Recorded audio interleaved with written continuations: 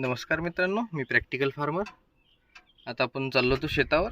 पण जाता जाता तुम्हाला एक छोटंसं हे सांगायची इच्छा अशी आहे की जो आमचा गावातल्या शेतकऱ्यांचा नेहमीचा प्रॉब्लेम आहे. आता तर उन्हाळा आहे, पण उन्हाळ्यासोबत तर उन्हाळ्यात कसं माती कोरडी राहते आणि जे चिखल वगैरे काही राहत नाही, म्हणून जाणं येणं शक्य राहते.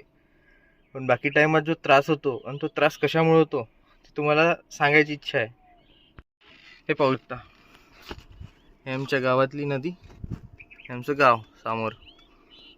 इथं आता हे उन्हाळ्याच्यानं पाणी नाही आहे म्हणून जायला काही वाटत नाही, पण जेव्हा पाणी राहते तेव्हा इथं कसं पूल नाही आहे, त्यामुळे यायला जायला खूप मोठा त्रास होतो. आणि हा पूल याच्यासाठी नाही होत आहे. आमदार म्हणते तुमच्या गावची लोकसंख्या कमी आहे, खासदार म्हणते तुमच्या गावची लोकसंख्या कमी आहे, वोटिंग नाही आहे. वोटिंग नाही आहे म्हणजे कॅन्डिडेट कमी आहे, तर त्याच्यामुळं आम्ही काही जेवढा इथं रिक्वायर्ड आहे ह्या पुलासाठी तेवढा फंड आम्ही देऊ नाही शकत म्हणते एका गावासाठी. तर पहा, आता आमच्या गावातले कमीत कमी मी लहानपणापासून पाहते इथं पुलाची समस्या आहे. जेव्हापासून समजते, आता 20-22 वर्ष झाले, तेव्हापासून हा पूल होऊच राहिला. निवडणुकीच्या आधी येतात, आश्वासन देतात की नाही यावेळेस करू, असं करत करत आता 20 वर्ष झाले, पण अजून याचं काही काम झालं नाही. पाहू शकता तुम्ही रस्त्याची व्यवस्था.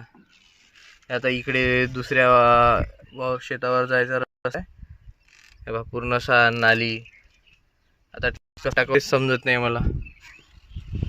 दरवर्षी शेतकऱ्यांचा पावसात प्रॉब्लेम आहे.